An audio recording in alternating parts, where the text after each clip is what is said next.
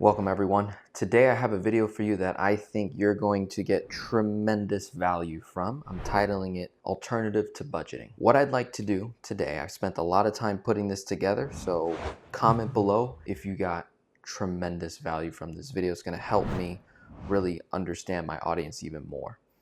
So we're going to be looking at my own numbers. I'm going to walk you through how I quote unquote budget my finance. So I personally, since 2018, maybe even a little bit prior, I did away with budgeting. I used to try and spend less than what I make, right? Scrimp, scrap, save, restrict, remove, reduce, that type of mentality when it comes to budgeting your expenses. Over time, listening to people like Garrett Gunderson, Caleb, even like the Grant Cardones of the world, just other content creators that they don't use the word budget in their vocabulary, they change it to something else. I guess me personally, I still sometimes will just simplify for terminology and I'll just say budget, but I personally have not been budgeting my finances for the last 5-6 years. What I do is I simply know my numbers. I know where every dollar goes. There is a lifestyle that I choose to live. I'm aware of what that lifestyle costs, and then I go out into the marketplace, I perform, I get paid abundantly, I service people, I use my skills, gifts, and talents to fund that particular lifestyle that I'm choosing to live. What ends up happening is the value that I create is exponentially more than the lifestyle choices that I'm making. And it just so happens I have a wide gap between what I make, what I spend, right? So that gap is cash flow. That's what everyone is after. That's what you should be focused on, is how I can increase the gap more, creating more abundance, creating more wealth. Versus if you're trying to restrict based on what you have, and that's the amount of time and focus and attention on that, restricting, reducing through budgeting. There's only so much you can reduce before you've quote unquote fully optimized your current lifestyle. And the sad part here is your lifestyle, whether you maintain it or not, that will continuously increase over time, right? So if you don't continually increase your ability to perform in the marketplace and get paid abundantly through your skills, gifts, and talents, you're eventually going to have your expenses meet your production, your creativity. It's going to meet. Now you're living paycheck to paycheck again. So it's truly not about how much you make, it's how you steward it. That's true. This is true.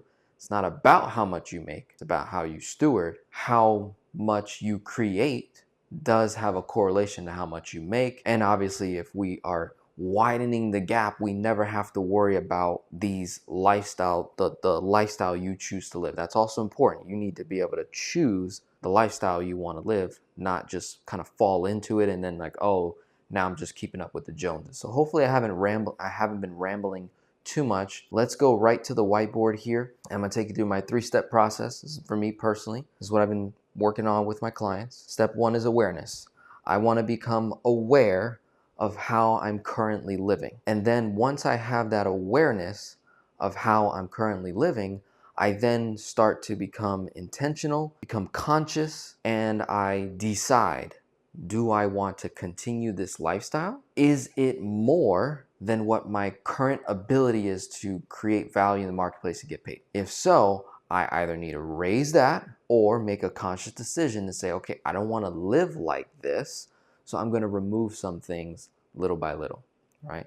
So for me, it's awareness. Well, translate that, meaning know your numbers. Here's an example of knowing your numbers. We simply need to look at the bank accounts and the credit cards. We need to identify where money's coming in, where it's leaving. That's it. Where's money coming in? Where's it leaving? Write it down. Before you try to remove and reduce and scrimp and scrap and save, right? Let's just first become aware. So here's how I become aware of my finances. I separate it into different categories. There are bills that you and I, that we all have, that are consistent bills that probably just won't go away, right? These are just consistent bills that you pay on a monthly basis. And for the most part, these don't change. You're either grandfathered in, like through a subscription, and it just won't ever increase, or just for the most part, these particular bills just don't increase. When they do, very rare, right? So here's an example. What I'm showing you is on my business expense side of things. This right here are consistent bills that are paid on a monthly basis with a credit card. These are all the numbers right here, and these are the different things that I pay for. The total number in a year comes out to $19,674, right? You can check my math. $19,674. Okay, that $19,674 is being paid by a credit card that is either paying me in points, cashback rewards. That is my incentive for using their credit card. I get a reward, right? I pay no interest because on the due date, I'm paying the statement balance in full covers the bill. So no interest is ever paid.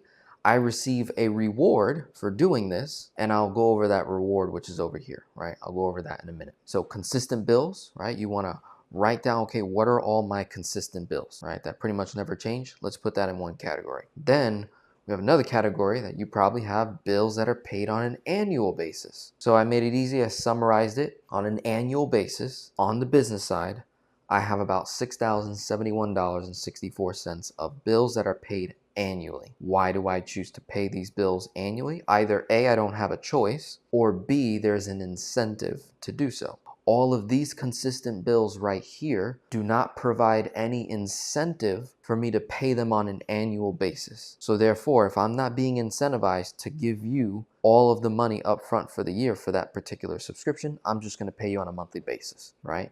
Get my rewards on my credit cards, and that's it for that. There's a double reward in this category right here, the $6,071.64. I'm running the bill on a credit card. I'm paying the bill in full for the entire year, so I have access for the entire year of that particular bill, and I'm going to receive that service for the whole year. And the company, the institution, the bank, whomever is providing me an incentive for paying in full. Maybe they give me 1 month free, 2 months free, 10% off, 15% off, 30% off, whatever it may be. So I get a percentage off the cost of the bill. My second reward is I ran it on a credit card and got cashback rewards and points. So on $19,674, I'm getting cashback rewards and points. On $6,071.64, I lowered the expense to begin with. So maybe it was originally $7,500 and I'm saving $1,500 a year by simply paying that bill or those multitude of bills. And then I'm getting cashback rewards points on the $6,000. Okay, so that's your second category, is put all your bills that are paid on an annual basis, right? Maybe your homeowner's insurance, maybe your taxes, maybe a car insurance, right? So you lay that out. Second category. The third category are your inconsistent bills. And what's funny is that it's consistent, it's just inconsistent in terms of the price. For example, gas. Maybe 1 month you spend $200 on gas. Next month, $150. It's a consistent expense, but it's inconsistent in terms of the cost. So for me, I have about $37,680 of inconsistent bills in a year that I also pay on a credit card and get points, cashback rewards. Okay. Then right here, giving in tithes, I have a consistent amount of money that I give per month consistently. Those and it's $9,422 in a year, but it's split up into monthly payments across different areas, different things that I consistently give to at that consistent amount. Within this $37,680 is also tithes and offerings, but it's inconsistent. So I might help somebody out here for $1,000. I might help somebody out here for $700. I might help somebody out here for $200. I might help somebody out here for $2,000, right? So it shifts. But I threw that all in there just so we have that clarification. So we've got 4 categories so far: consistent bills, annual bills, inconsistent bills, and then those of you that tithe, give, I guess you could have threw that right in here in terms of consistent bills. I don't know why I made it difficult for myself, but I just simply did that. So you can separate it or add it in here so you have less categories, right? Be more efficient. You can take that for yourself. Then the last category is cash bills. So maybe not necessarily physical cash to pay that bill. Sometimes it is. For example, for a while, my barber only took cash and then eventually went over to Zelle, but that's basically cash, right? For me, I have about $37,531.08 on the business side that I use my checking account or Zelle to pay for a particular expense, and I get no reward, no incentive for that. Just is what it is, okay? So if you would add up the 9,422, the 37,680, the 6,071.64, the 19,674, you should get 72,847 and 64 cents. What I did here is showed you on average in a year, if I'm opting in for cashback rewards, I'll get in the neighborhood between 2 and 3%. All right, so it's somewhere in the middle. So I'm getting anywhere between $2,100 and $1,500 a year in cashback rewards. What I didn't add is the thousands of dollars that I save on the bill itself, right? Running bills on an annual basis. So there's a savings there. Didn't throw that in there, just showing you the cashback reward incentive, okay?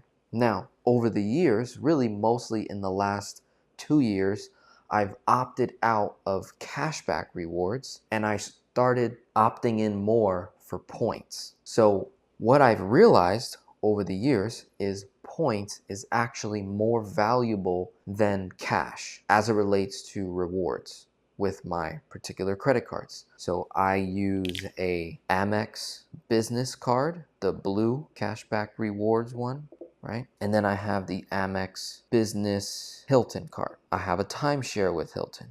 So with my timeshare in combination with my Amex business Hilton, my Amex business blue, and I also have a personal Amex Hilton card. And when you stack up all these points, on average, the way I've been estimating so far, it could be more, but no less than right here. I'm getting about 15 to 20 free hotel stays per year. And then when I spend a certain amount of money, I get an additional free night through my Amex Business Hilton card. I get one free night every single year when I spend, I think it's in the neighborhood of $30,000+.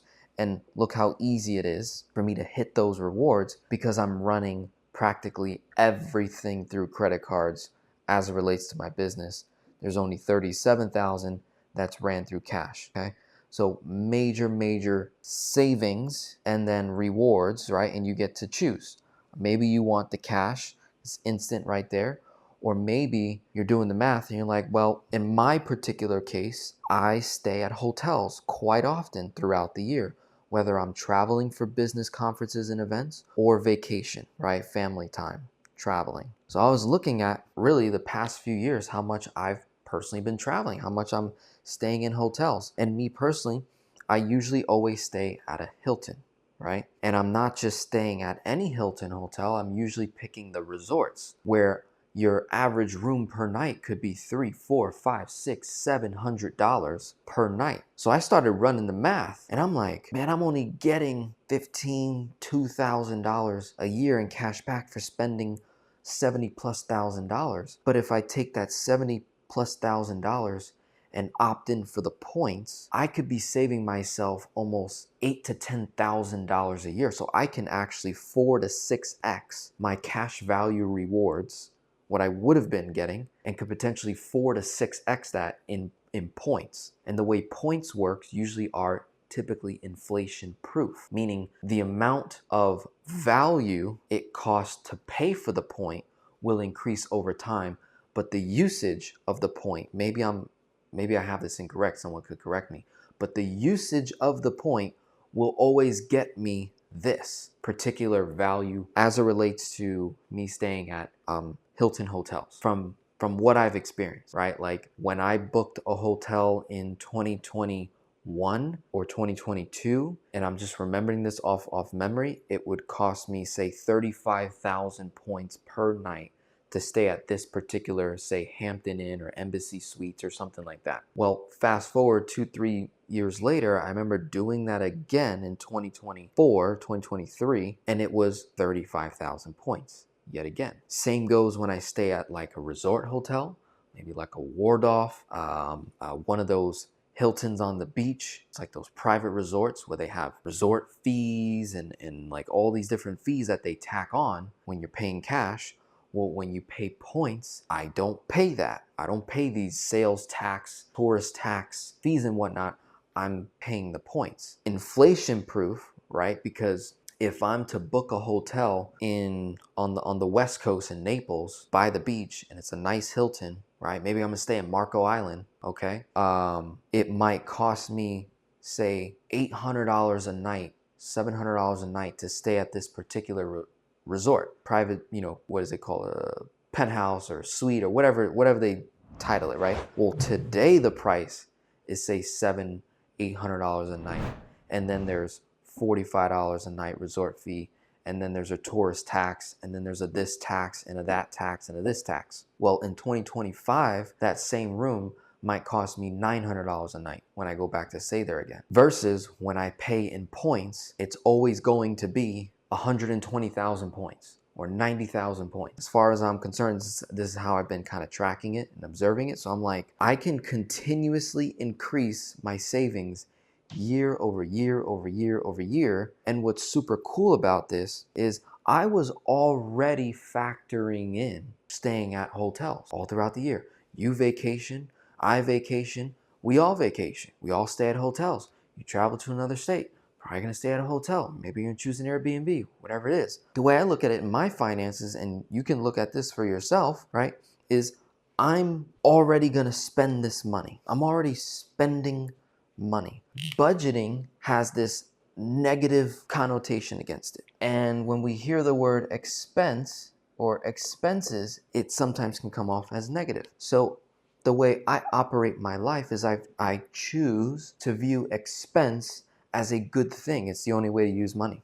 Expenses, right? I learned that from Gary Gunderson. So I'm becoming aware, I'm becoming intentional, I'm targeting one area that I'm gonna strategize over, right? Whether I target one area that I want to reduce, like say for example, man, I'm spending too much money on travel right now. It's just eating into my expenses. I want to be able to cash flow a little bit more. Okay, if I decide to run all my bills on credit cards, instead of getting cashback rewards, use points, and then those points could be used for my travel, and now I've completely removed the expense, or I've dramatically reduced the expense, but I still get to operate the same way. So instead of me trying to budget myself and travel less, go to a cheaper hotel, right? Stay a little more inland instead of towards the beach, and reduce my experience of joy on that particular trip because I decided to budget to restrict myself from joy and having fun, a pleasurable experience. I can just be more strategic and say, okay, what credit cards exist out there in the marketplace that correlate to where I'm staying, what hotels and what car rental companies and what planes I'm typically using. And if I display loyalty, then those companies have all these incentives for me that I can use.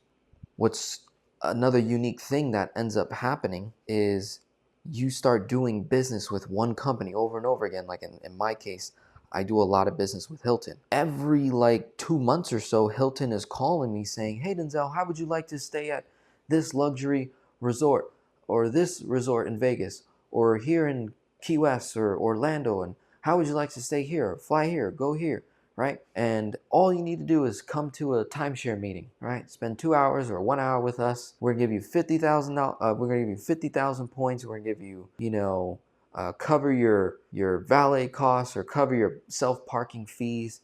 We're gonna shave off your resort. You know how many times this has happened to me? Like over and over again, they cover this, they cover that. They give me a voucher. They give me, a gift card, they give me credit, they give me spending credit, daily spending credit in the hotel. So we're talking savings on savings on savings that compounds, and it actually increases my joy, right? Increases the fun I get to have, and I did not have to budget to get there. I got the same result with budgeting, but I would say my way, I got way more than if I would have just tried to reduce, scrimp, scrap, save, that mentality. So hopefully this video is very helpful to you. The alternative to budgeting, let's go over it again, my 3-step process. Become aware first, know where your numbers, know all your numbers, know where your money's going. Decide to become intentional. Do I want to live this lifestyle where I spend this much money per year? Does this shake me up? Am I wasting money, right? We can do a what's called waste management. Waste management. Where am I wasting money? Right? In this system that I have here, where am I wasting cash? That's something we can identify to say, look, you're wasting the money anyways. How about we recapture that? Why are we wasting this money? Are we spending it because it brings actual joy? Are we spending it because it brings temporary pleasure to hide or put a mask on because you're dealing with some trauma when you were 6, right? So we can actually kind of cut through and get right to the root of the issue, which occurs in step 2. Become intentional. When you become intentional, you experience a breakthrough. When you experience the breakthrough, now you start to target that area. My area that I decided to target was travel. I spend a lot of money on travel, at least 10,000+ a year, right? Maybe even more, not even including plane tickets, right? Just looking at hotel stays, food, all that, at least 10,000+, because I usually travel with my fiance. And when I travel alone, I'm staying at business conferences and events where these conferences are usually held at really nice hotels, right? With really high fees and all that. Instead of me spending the cash to book that hotel, let me start running it on the points. And it replenishes every single year, because what's gonna happen? All these bills, some of them stay the same, but over time they get more and more expensive through inflation. Well, the way the point system works is it keeps giving me the equal value. I don't lose value in my points, but when I get cashback rewards, I lose value in those dollars, because now it costs $5 more in tax, $10 more in this self-parking fee, or it's now $5 more with the valet. Last year was $35, now it's $40. Next year it's $45, right? Resort fees are $35, used to be, now they're like $50 a night, right? We're seeing that, right? As well, it goes same way goes with staying at a hotel. It's like, oh, now it's $300 a night. Last year was $250, now it's $3, now it's $350, now it's $4. Whereas my points, consistent. That's one area. Just target one area.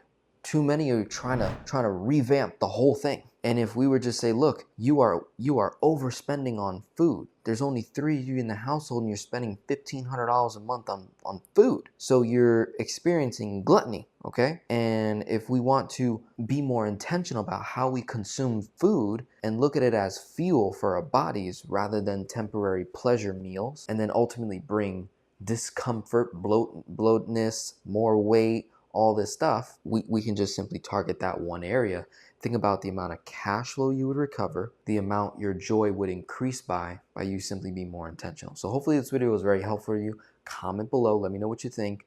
You want to jump on a call with me, you want to do some coaching, you want to go through this process with me, click the links in my description or in the comment to get on a call with me. We can get this ball moving so that we can choose to live the lifestyle we want. Operate in abundance. Be a giver. I think a secret to having a really strong financial plan is becoming a giver, okay? This category right here, and then in your, maybe there's for you, like I give inconsistently, but consistently. So within these two categories, right, you set it up however you want. This right here, I think is a secret. Call it tithing or giving or both. When you give first, as soon as money comes in and you set a percentage aside to literally give away, it creates this mentality, I personally believe, of abundance or forced active production. Because if you're keeping 100% of your income to yourself and then trying to operate off of that, you're unconsciously reducing your productivity, your production levels, your performance. Whereas if you intentionally say give 10% of your money away, and let's say you